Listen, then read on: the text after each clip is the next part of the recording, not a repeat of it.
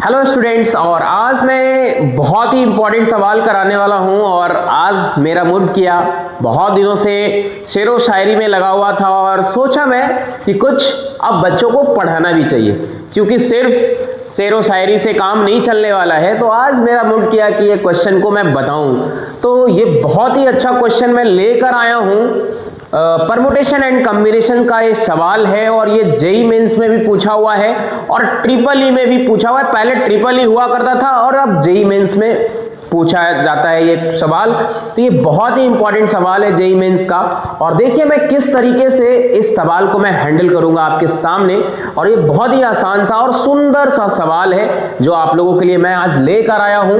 और आज मैं सोचा कि आप लोगों को एक सवाल मैं बताऊं, क्योंकि बहुत दिनों से मैं बकवास कर रहा था अपने चैनल पे, इंस्टाग्राम पे, यूट्यूब पे बहुत सारा शायरी वगैरह आपको सुना रहा था। लेकिन आज मुझे लगा कि मैं आज एक आपको क्वेश्चन बताऊं और ये बहुत ही इंपॉर्टेंट सवाल है। तो सवाल को पहले पढ़िए बच्चों। The number of ways of distributing 8 identical balls in 3 distinct boxes show that none of the boxes is empty. मतलब कि ये सवाल ये कह रहा है कि कितने तरीके से 8 आइडेंटिकल बॉल्स को आप डिस्ट्रीब्यूट करेंगे 3 डिस्टिंक्ट बॉक्सेस, मतलब 3 अलग अलग आपके पास बॉल है।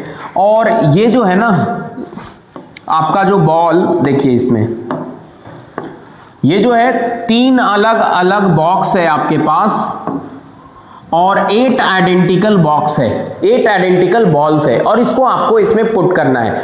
तो देखिए इसमें ज्यादा दिमाग नहीं लगाना है आपको। अब देखिए कि 8 आइडेंटिकल बॉल्स है तो रखने का तरीका तो ये भी हो सकता है, कोई बॉल खाली नहीं होना चाहिए। देखिए यहाँ पे last condition, so that none of the box is empty, मतलब कोई भी बॉक्स खाली नहीं होना चाहिए। तो इसमें ये देखिए बच्चों कि अगर मेरा मन किया कि 8 का 8 बॉल फर्स्ट वाले में ही रख देंगे तो मेरा काम हो गया। तो ऐसे सवाल में क्या हुआ है कि दूसरा में अगर रख देंगे तो वहां भी हो जाएगा। लेकिन इसमें एक फॉर्मूला आपको याद रखना है इस तरीके के सवाल में कि एक कंडीशन को हमेशा इग्नोर करके चलते हैं। मतलब कि इसका जो फॉर्मूला होता है n-r और cr-1, मतलब कि 8 बॉल्स और मतलब कितने बॉल्स को आपको रखना है, 8 आइडेंटिकल बॉल्स को, और तरीका 3 डिस्टिंक्ट बॉक्सेस है, मतलब 3 बॉक्सेस, मतलब कि ये तरीका हुआ इसका formula identical boxes, identical balls के केस में ये आपको याद रखना है। तो यहाँ पे नंबर ऑफ बॉल्स कितना है 8, तो यहाँ पे हो जाएगा आपका 8 - 1 और यहाँ पे हो गया ये 3 डिस्टिंक्ट बॉक्सेस, मतलब 3 - 1, मतलब यहां पे हो गया 7c2। अब ये आपको कॉम्बिनेशन को सॉल्व करने तो आता ही होगा। इसका फॉर्मूला होता है n का factorial by n - r into r का फैक्टोरियल। ये आपका NCR का फॉर्मूला होता है जो कि आपको 11th क्लास में पढ़ाया गया होगा। तो इसी फॉर्मूले पे इसको हम लोग ब्रेक करेंगे तो 7 का फैक्टोरियल बाई 7 - 2 का फैक्टोरियल इंटू 2 का फैक्टोरियल। ये आपका हो गया। इसको सॉल्व कर दीजिए, आ जाएगा आपका आंसर।